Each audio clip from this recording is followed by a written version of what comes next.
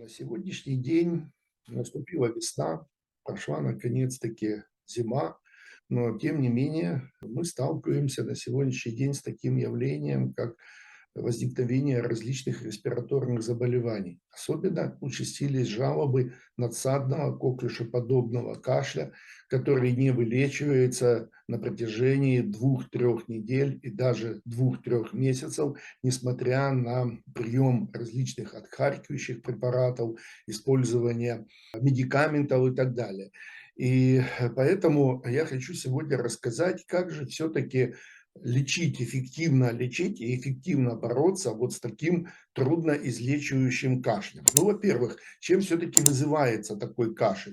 Такой кашель вызывается непосредственно сам коклюш. Это инфекционное заболевание, которое вызывается бактерией, которая вызывается непосредственно коклюш как заболевание, которое характеризуется достаточно длительным, неприходящим кашлем, который может держаться в течение даже 2–3 месяцев. Помимо всего прочего, помимо коклюша, еще есть определенное сочетание, симбиоз вирусов. Вот сейчас резонансным методом четко определяется, что на сегодняшний день дыхательную систему наших людей поражает симбиоз, то есть сочетание вирусов. Это сочетание коронавируса с респираторными вирусами, аденовирусом. И вот в совокупности это и создает такой эффект, когда человек страдает кашлем, который не излечивается и не купируется никакими препаратами на протяжении достаточно длительного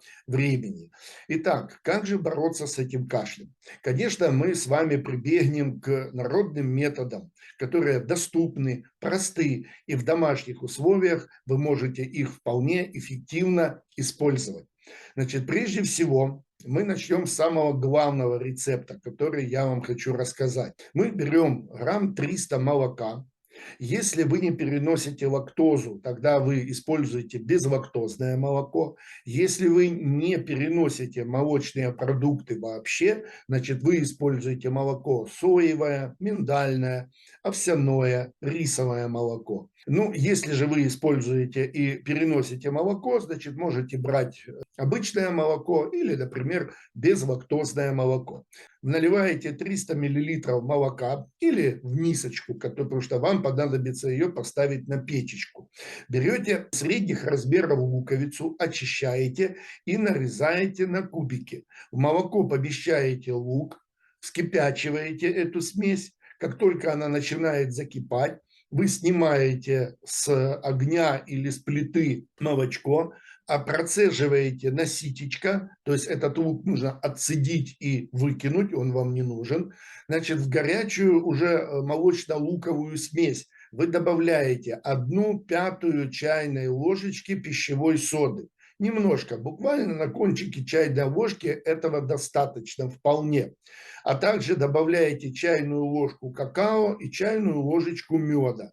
Все это размешиваете и мелкими глотками постепенно выпиваете эту смесь. Причем эту смесь нужно выпить в горячем виде, вот, потому что когда она остынет, она уже будет менее действенна и менее эффективна.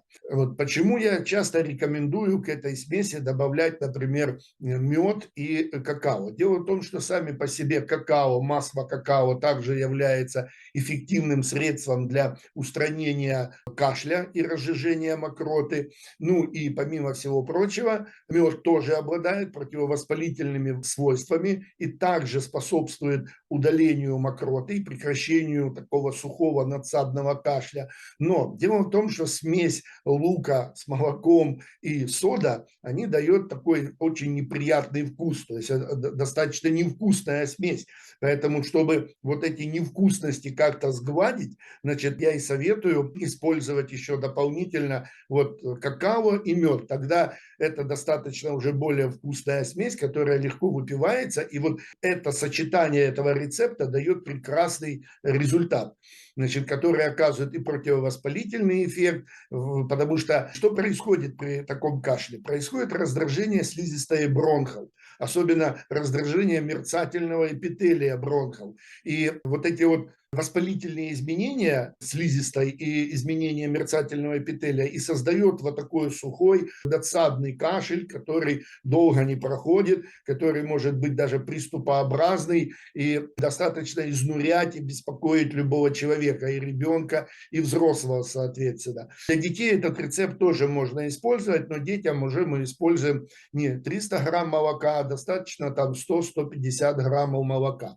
Причем, принимая этот состав, вы должны понимать, что нежелательно выходить после приема его на улицу, особенно если на улице ветреная погода, вот, и это не будет способствовать выздоровлению вашему. Поэтому старайтесь при нем вести уже там, может быть, в вечернее время, когда вы не собираетесь уже выходить на улицу, вы выпиваете этот состав, это чудодейственное лекарство, и ложитесь уже отдыхать в постель.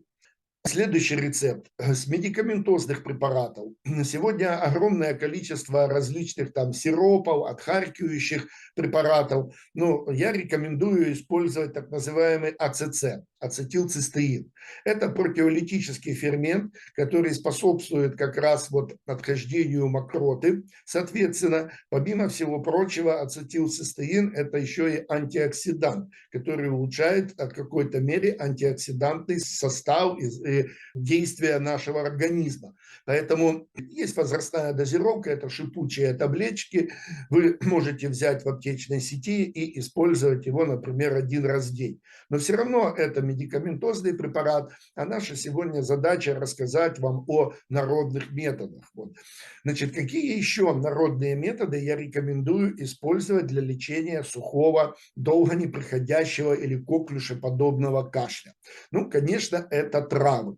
Какие травы хорошо помогают? Помогают хорошо корень алтея, шалфей, корень девисила, прекрасно помогает матемачиха, чебрец, коровяк.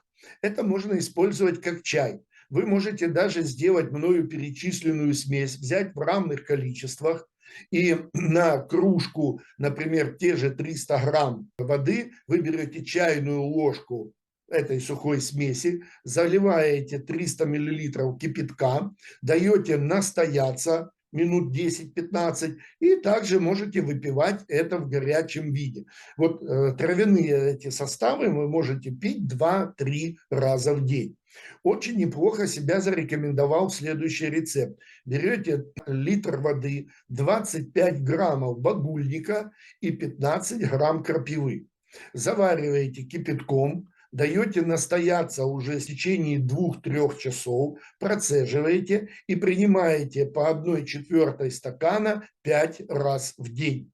Этот рецепт также прекрасно способствует устранению воспалительных изменений слизистой бронхов, очищает бронхолегочную систему и оказывает выраженное противокашлевое действие. В народной медицине для борьбы с кашлем или с хроническими проявлениями кашля или с застойным кашлем, с застойными явлениями в легких, также еще я рекомендую использовать еще ряд подходов. Ну, во-первых, можно использовать само масло какао. Значит, небольшой, там буквально 1-2 грамма масла какао, которое тоже можно растворять в горячем чае или в горячем молоке, и прием его 1-2 раза в день также будет благотворно влиять на отхождение мокроты и прекращение кашля. Помимо всего прочего, я рекомендую использовать барсучий жир. Натуральный барсучий жир – это уникальное средство для лечения вот таких застойных и хронических заболеваний легких. Поэтому используется барсучий жир для взрослых людей по чайной ложечке 2 раза в день, для детей используется пол чайной ложки. Барсучий жир весьма неприятен на вкус, поэтому для детей я советую барсучий жир мешать с медом, с вареньем или, например, вот с шоколадом, какао, вот, чтобы ребенок мог уже спокойно его выпить и обязательно запить там горячим чаем или тем же молоком, но лучше горячим даже чаем. Очень хорошо действует еще такой вот рецепт к мною перечисленному рецепту по поводу молока, лука, соды и меда. Можно еще в этот рецепт добавлять вот пол чайной ложки, например, барсучьего жира. или внутреннего жира. Козий жир может подойти с такими целями, медвежий жир, жир сурка, к примеру. Пол чайной ложечки растворяется и также выпивается 1 раз в день. Безусловно, для лечения хронического кашля очень неплохо помогают компрессы или обертывания. Значит, как делается компресс? Используется равное соотношение, например, водка, берется жир барсучий, козий, собачий, медвежий жир, то есть это используется как бараний жир, внутренний жир используется, и используется мед. Например, столовая ложка меда, столовая ложка жира, столовая ложка водки. Это все размешивается, натирается на область легких. Передняя грудная клетка – это грудина, не используем на область сердца.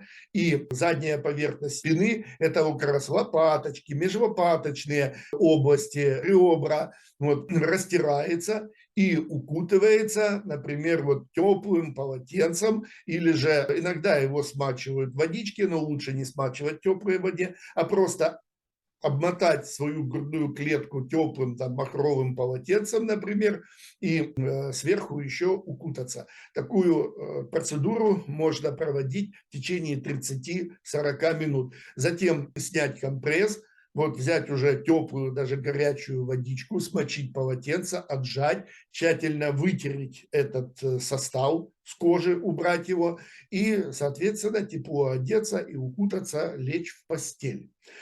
Неплохо помогает еще и дополнительно такой рецепт. Есть настойка восковой моли. Вот настойка восковой моли – это тоже прекрасный природный препарат, который хорошо лечит различные раздражения со стороны верхних дыхательных путей. То есть прекрасно лечит легкие, восстанавливает и легочную систему. Используется обычно по 10-15 капель 2-3 раза в день на теплой водичке. Наш Европейский университет функциональной медицины при подобных состояниях дает и давно разработаны у нас соответствующие рецепты фитопрепаратов и электродинамической регуляции, программы электродинамической регуляции, которые мы также рекомендуем для лечения подобного затяжного кашля. Фитотерапия. Мы рекомендуем использовать следующие наши сборы. Сбор номер 5 – это сбор бронхолегочная система, который прекрасно снимает воспалительные изменения бронхов и легочной ткани. Сбор номер 22 – это общий противовоспалительный сбор. Используем также сбор 24, это сбор лимфатическая система, потому что бронхолегочная система тесно связана с лимфатической нашей общей системой завязана.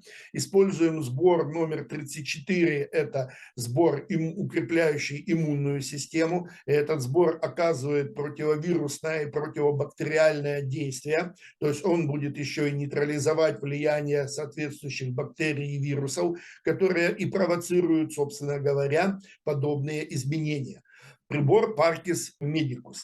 Прибор Parkis Medicus мы рекомендуем следующие программы. В разделе «Дыхательная система» мы берем программы бронхи, бронховоспаление, острая респираторная вирусная инфекция, программа ОРВИ. Используются данные программы. Также в разделе лимфа мы берем программу лимфодренаж. Если мы четко понимаем, что это коклюш, мы берем в отягощениях программу коклюш, добавляем соответственно к этим программам.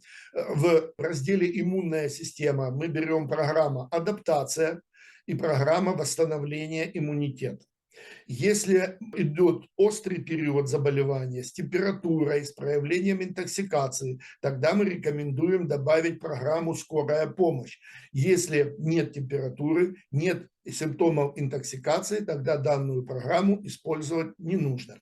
И еще в разделе «Пороговая противопаразитарная защита» я рекомендую использовать программы ткани бронхов, ткани бронхиол. Вот эти две программы, они прекрасно защищают нашу бронхиальную ткань, нашу слизистую бронхов от соответствующих воспалений, раздражающего действия вирусов и бактерий. И еще для подъема иммунной системы, потому что естественно, что подобные состояния связаны со снижением иммунитета. У нас есть спрей под названием «Фитоиммун». Вот для улучшения работы иммунной системы я рекомендую использовать данный спрей. Он используется по 2-3 впрыскивания в ротовую полость 3-4 раза в день. Выздоравливайте, не болейте и крепкого вам здоровья.